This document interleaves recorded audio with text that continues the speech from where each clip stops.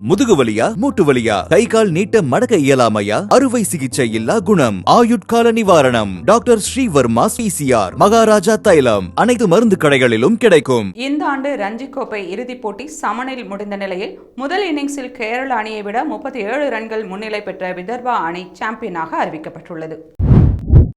ஐயா வைகுண்டர் அவதார தினமான மார்ச் 4ஆம் தேதி ஏற்கனவே விடுமுறை அறிவிக்கப்பட்டுள்ள கன்னியாகுமரி, திருநெல்வேலி, தூத்துக்குடி, தென்காசி மாவட்டங்களுடன் விருதுநகர் மாவட்டத்திற்கும் அன்றைய தினம் உள்ளூர் விடுமுறை அளிக்க வேண்டும் என்று தமிழக அரசை கேட்டுக்கொள்கிறேன்.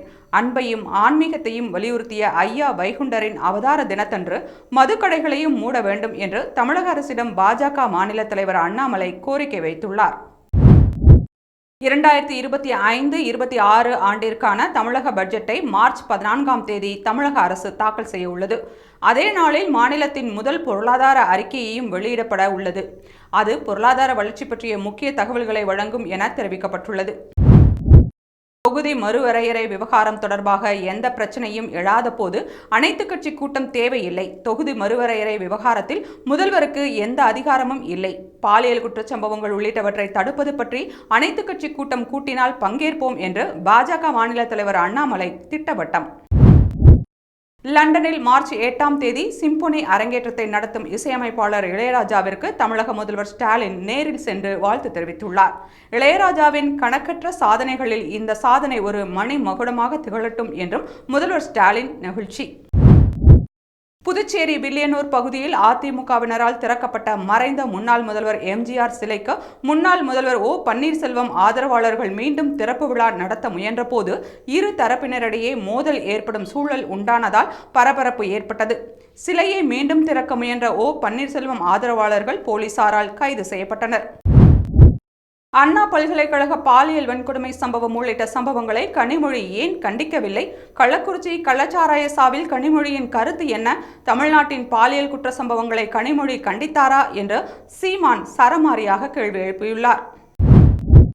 என்னை பாலியல் குற்றவாளி என சொல்ல நீங்கள் யார்? என்னை பற்றி பேச மற்றவர்களுக்கு என்ன யோகியதை இருக்கிறது என்று நாதக ஒருங்கிணைப்பாளர் சீமான் கேள்வி எழுப்பியுள்ளார். தாவேகா தலைமையிலான அதிகாரப்பூர்வ அனுமதி இல்லாமல் ஊடக விவாதங்களில் கூறப்படும் எந்த கருத்தும் கட்சியின் நிலைப்பாடு இல்லை. சில அரசியல் கட்சிகள் தவறான தகவல்களை பரப்ப முயற்சி செய்கின்றன. மக்கள் அவற்றை நம்ப வேண்டாம் என்று அக்கட்சியின் பொதுச் செயலாளர் என் ஆனந்த் தெரிவித்துள்ளார். இலங்கை கடற்படையால் இந்திய மீனவர்கள் கைது செய்யப்படுவது அதிகரித்துள்ளதாக வெளியுறவுத்துறை அமைச்சர் ஜெய்சங்கருக்கு தமிழக பாஜக தலைவர் அண்ணாமலை கடிதம் எழுதியிருந்த நிலையில் மீனவர்கள் விவகாரத்தில் எடுக்கப்பட்ட நடவடிக்கைகள் குறித்து அண்ணாமலைக்கு ஜெய்சங்கர் பதில் கடிதம் எழுதியுள்ளார். இந்திய மீனவர்களின் நலனை உறுதி செய்ய மத்திய அரசு அனைத்து முயற்சிகளையும் எடுக்கும் என கடிதத்தில் தகவல். மக்களவை தொகுதி மறுசீரமைப்பு விவகாரம் தொடர்பாக மார்ச் 5ஆம் தேதி நடக்கவிருக்கும் அனைத்து கட்சி கூட்டத்தில் பங்கேற்பது பற்றி நாளை முடிவு எடுக்கப்படும் என்று தாவேகா அறிவித்துள்ளது. செம்மொழி இருக்க பிரெஞ்சு மொழி எதற்கு? நீங்கள் ஏன் இந்த பதாகையை திமுகவினர் நடத்தும் பள்ளிகளுக்கு முன் வைக்கக்கூடாது? அவர்கள் நடத்தும் பள்ளியில் வரும் கல்வி ஆண்டு மாணவர் சேர்க்கை குறைந்துவிடும் என்று அச்சமா என செம்மொழி இருக்க மும்மொழி எதற்கு என்ற பதாகையின் புகைப்படத்தை பதிவிட்ட அமைச்சர் அன்பில் மகேஷுக்கு பாஜக மாநில தலைவர் அண்ணாமலை பதிலடி கொடுத்துள்ளார். 1974ஆம் ஆண்டு போடப்பட்ட அநியாயமான ஒப்பந்தத்தால் மீனவர்கள் பாதிக்கப்பட்டுள்ளனர். கச்சத்தீவு சுற்றுவட்டார கடல் பகுதியில் நமது மீனவர்களின் பாரம்பரிய மீன்பிடி உரிமையை பறித்ததன் மூலம் மத்தியிலும் தமிழ்நாட்டிலும் அப்போது ஆட்சியில் இருந்த அரசுகள் பெரும் பாவத்தை இழைத்தன என்று திமுக மற்றும் காங்கிரஸை மறைமுகமாக ஆளுநர் ரவி விமர்சித்துள்ளார். கச்சத்தீவை மீட்டு தர வேண்டிய இடத்தில் இந்திய அரசு உள்ளது. கச்சத்தீவு விவகாரத்தில் மாநில அரசு மீது தவறு என ஆளுநர் நாடகம் ஆடுகிறார் என்று விசிக தலைவர் திருமாவளவன் தெரிவித்துள்ளார். அண்ணாமலை வாழ்நாள் முழுவதும் செருப்பு போட முடியாது என்று செந்தில் பாலாஜி கூறியதற்கு நான் செருப்புதான் போடவில்லை, மோசடி செய்து சிறைக்கு போகவில்லையே என்று அண்ணாமலை பதிலடி கொடுத்துள்ளார். தமிழகத்தில் நிலவும் பிரச்சனைகளை மறைக்கத்தான் அனைத்து கட்சி கூட்டம் நடத்தப்படுகிறது. தொகுதி வரையறை குறித்து மீண்டும் ஒரு நாடகம் நடத்த முதல்வர் ஸ்டாலின் எண்ணுகிறார் என்று பாஜக எம்எல்ஏ வானதி ஸ்ரீனிவாசன் விமர்சித்துள்ளார். ஹிந்தி படித்தவர்கள் தமிழகத்திற்கு வந்து பணி செய்கிறார்கள். தாய்மொழி தமிழ், வெளிநாடுகளில் பணி செய்ய ஆங்கிலம் இரண்டுமே போதுமானது. தமிழக ஆளுநர் ரவி எந்த மொழியில் படித்து பதவிக்கு வந்துள்ளார் என்று அமைச்சர் பொன்முடி கேள்வி எழுப்பியுள்ளார்.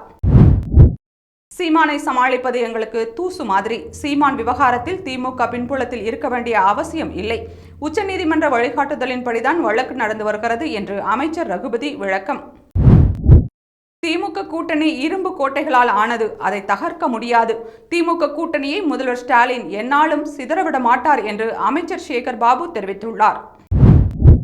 தொகுதி மறுவரையறை பற்றிய மத்திய உள்துறை அமைச்சர் அமித்ஷாவின் கருத்து தொடர்பாக இப்போதே தெளிவு தேவை. இதுவரையிலான ஆதாரங்கள் தென் மாநிலங்களின் பிரதிநிதித்துவத்தை குறைக்கும் வகையிலேயே உள்ளன என்று திமுக எம்பி கனிமொழி குற்றம் சாட்டியுள்ளார். தென் மாவட்டங்களில் இருந்து செங்கல்பட்டு, திண்டிவனம் வழியாக தாம்பரம் வரை இயக்கப்படும் அரசு பேருந்துகள் மார்ச் 4ஆம் தேதி முதல் கிளாம்பாக்கம் வரையே இயக்கப்படும் என்று போக்குவரத்து துறை அறிவித்துள்ளது. அரசின் கவனத்திற்கு கொண்டு செல்லவே அவ்வாறு கூறினேன் என்று 2 எம்பிக்கள் 4 எம்எல்ஏக்கள் இருந்தும் விசிக கொடியை ஏற்றுவதில் பிரச்சனை உள்ளதாக பேசியது குறித்து விசிக தலைவர் திருமாவளவன் விளக்கம்.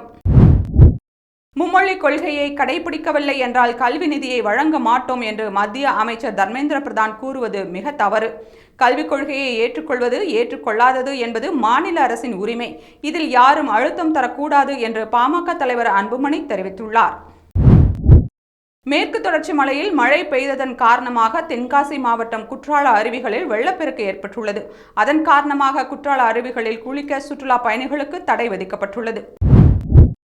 மத்திய பல்கலைக்கழகங்களில் இளங்கலை படிப்புகளுக்கான நுழைவுத் தேர்வு வரும் மே 8ஆம் தேதி முதல் ஜூன் 1ஆம் தேதி வரை நடைபெறும். இந்த தேர்வுகளுக்காக மார்ச் 1 முதல் மார்ச் 22ஆம் தேதிக்குள் ஆன்லைனில் விண்ணப்பிக்கலாம் என்று NTA எனப்படும் தேசிய தேர்வு முகமை அறிவித்துள்ளது. பங்குச்சந்தை மோசடி மற்றும் ஒழுங்குமுறை மீறல்கள் தொடர்பாக செபி முன்னாள் தலைவர் மாதவி புரி புச் உள்ளிட்ட 6 பேர் மீது FIR பதிவு செய்ய மும்பை நீதிமன்றம் உத்தரவிட்டுள்ளது. இந்தியா உண்மையில் நல்ல அணியாக இருந்தால் பாகிஸ்தானுடன் 10 டெஸ்ட், 10 ஒருநாள், 10 T20 போட்டிகளில் விளையாடி பார்க்கட்டும். அப்போது தெரியும் யார் சிறந்தவர்கள் என்று முன்னாள் பாகிஸ்தான் கிரிக்கெட் வீரர் சக்லீன் முஸ்டாக் சவால் விட்டுள்ளார். பகுஜன் சமாஜ் கட்சியில் தனது உறவினர் ஆகாஷ் ஆனந்த் வகித்த பொறுப்புகளை பறித்து மாயாவதி நடவடிக்கை. தான் உயிரோடு இருக்கும் வரை அரசியல் வாரிசை அறிவிக்கப் போவதில்லை என்றும் மாயாவதி விளக்கம் அளித்துள்ளார். தமிழ்நாட்டில் உள்ள பல தேசிய நெடுஞ்சாலைகளில் சுங்கச்சாவடிகள் காலாவதி ஆகிவிட்ட நிலையில் அதை அகற்றக்கோரி தமிழ்நாடு அரசு சார்பில் பல முறை மத்திய அரசிடம் கோரிக்கை விடுக்கப்பட்டுள்ளது. இருந்தும் இதுவரை எந்த நடவடிக்கையும் எடுக்கப்படவில்லை என்று அமைச்சர் ஏவா வேலு தெரிவித்துள்ளார். விராட் கோலி போன்ற ஒரு வீரர் மீண்டும் ஒருநாள் கிரிக்கெட்டிற்கு கிடைக்க மாட்டார் என்று முன்னாள் இந்திய கிரிக்கெட் அணி வீரர் வீரேந்திர சேவாக் புகழாரம். இந்தியாவின் முதல் ஸ்கூட்டர் தயாரிப்பு நிறுவனமான ஹீரோ எலக்ட்ரிக் 301 கோடி ரூபாய் கடனை திருப்பி செலுத்த முடியாமல் திவாலாகியுள்ளது. ஆகம சாஸ்திரம், புனிதம் ஆகியவற்றை கருத்தில் கொண்டு திருப்பதி, திருமலைக்கு மேல் விமானங்கள் பறப்பதை தடை செய்ய வேண்டும் என மத்திய அரசுக்கு தேவஸ்தான தலைவர் கோரிக்கை வைத்துள்ளார். புதிய கல்விக் கொள்கை, தொகுதி மறுசீரமைப்பு, நிதி பகிர்வில் பாரபட்சம் உள்ளிட்டவை குறித்து மத்திய பாஜக அரசை கண்டித்து திமுக இளைஞரணி சார்பில் 234 தொகுதிகளிலும் கண்டன பொதுக்கூட்டம் நடைபெறும் என்று துணை முதல்வரும் திமுக இளைஞரணி தலைவருமான உதயநிதி அறிவித்துள்ளார். வாட்ஸ்அப் ஸ்டேட்டஸில் ஸ்டிக்கர் போன்ற புகைப்படத்தை சேர்த்துக் கொள்ளும் அம்சத்தை மெட்டா நிறுவனம் விரைவில் அறிமுகம் செய்ய உள்ளது. இன்ஸ்டாகிராமில் உள்ளதை போன்று புகைப்படத்தின் மேல் இன்னொரு புகைப்படத்தை வைத்துக் கொள்ளலாம் என்றும் தகவல் வெளியாகியுள்ளது. அனைத்து மொழியையும் கற்போம், அன்னை மொழியை காப்போம் என மும்மொழி கொள்கை குறித்த கேள்விக்கு தேமுதிக பொதுச் செயலாளர் பிரேமலதா விஜயகாந்த் பதில். தொகுதி மறுசீரமைப்பு குறித்து மார்ச் 5ஆம் தேதி நடைபெறும் அனைத்துக் கட்சி கூட்டத்தில் தேமுதிக கலந்து கொள்ளும் என்று அக்கட்சியின் பொதுச் செயலாளர் பிரேமலதா விஜயகாந்த் தெரிவித்துள்ளார். மெட்ரோ சுரங்கப்பாதை அமைக்கும் பணிக்காக மெரினா காமராஜர் சாலை காந்தி சிலை அருகே தடுப்பு அமைத்து ஒரு வழி பாதையை மூடி அருகிலேயே இருவழி பாதையாக மாற்றப்பட்டுள்ளது. நாளை முதல் மார்ச் 6ஆம் தேதி வரை தமிழகத்தில் ஓரிரு இடங்களில் அதிகபட்ச வெப்பநிலை 2 முதல் 3 டிகிரி செல்சியஸ் அதிகரிக்கும். மார்ச் 4 முதல் 8ஆம் தேதி வரை தமிழகம், புதுச்சேரி மற்றும் காரைக்கால் பகுதிகளில் வறண்ட வானிலை நிலவக்கூடும் என்று வானிலை ஆய்வு மையம் தெரிவித்துள்ளது. இலங்கை கடற்படையை கண்டித்து தங்கச்சிமடத்தில் மீனவர்களை சந்தித்த ஆளுநர் ரவி அவர்களது குறைகளை கேட்டறிந்து கோரிக்கை மனுக்களை பெற்றார். தமிழகத்தில் 5 அரசு மருத்துவமனைகளில் தீவிர சிகிச்சை பிரிவு மற்றும் 3 அரசு மருத்துவமனைகளில் ஒருங்கிணைந்த பொது சுகாதார ஆய்வகம் உள்ளிட்டவைகள் அமைக்க 122 கோடி ரூபாய் ஒதுக்கீடு செய்து தமிழக அரசு அரசாணை வெளியிட்டுள்ளது. பல ஆண்டுகால போராட்டத்தின் விளைவே டெல்லியில் பாஜகவின் வெற்றி. காங்கிரஸ் மற்றும் ஆம் ஆத்மியின் ஊழல்களுக்கு எதிராக போராடி லத்தி அடிகளை எதிர்கொண்டேன் என்று டெல்லி முதல்வர் ரேகா குப்தா தெரிவித்துள்ளார். ஆளுநராக இருந்த நான் ராஜினாமா செய்துவிட்டு உங்கள் அக்காவாக வலம் வர வேண்டும் என்ற ஆசையோடு வந்திருக்கிறேன். தலைவர் சிறப்பாகவே செயல்படுகிறார். தொண்டராக இருப்பதில் பெருமை என்று தமிழிசை சவுந்தரராஜன் தெரிவித்துள்ளார். அனைத்து கட்சி கூட்டத்தில் கலந்து கொள்ள உள்ள கட்சிகளின் மும்மொழி கொள்கை குறித்த நிலைப்பாடுகள் என்ன, குறிப்பாக கம்யூனிஸ்ட், காங்கிரஸ் கட்சிகளின் நிலைப்பாடு என்ன என்று நாம் தமிழர் கட்சியின் ஒருங்கிணைப்பாளர் சீமான் கேள்வி எழுப்பியுள்ளார். ஓசூரில் வீட்டில் தனியாக இருந்த சிறுமிகளிடம் பாலியல் சீண்டலில் ஈடுபட்ட அரசு பள்ளி மாணவர்கள் உட்பட 5 பேரை போக்சோ சட்டத்தில் போலீசார் கைது செய்துள்ளனர். தொகுதி மறுசீரமைப்பை காங்கிரஸ் கட்சி முழுமையாக எதிர்க்கிறது. தென் மாநிலங்களில் உள்ள எம்பிக்கள் எண்ணிக்கையை குறைக்க முயற்சி. நாம் ஒற்றுமையோடு போராட வேண்டும் என்று கர்நாடக துணை முதல்வர் DK சிவகுமார் தெரிவித்துள்ளார். 12ஆம் வகுப்பு பொதுத் தேர்வில் ஆள்மாறாட்டம் உள்ளிட்ட ஒழுங்கீன செயல்பாடுகளில் ஈடுபட்டால் சம்பந்தப்பட்ட மாணவர்களுக்கு 3 ஆண்டுகள் அல்லது நிரந்தரமாக தேர்வு எழுத தடை விதிக்கப்படும் என்று அரசு தேர்வுகள் இயக்ககம் எச்சரித்துள்ளது.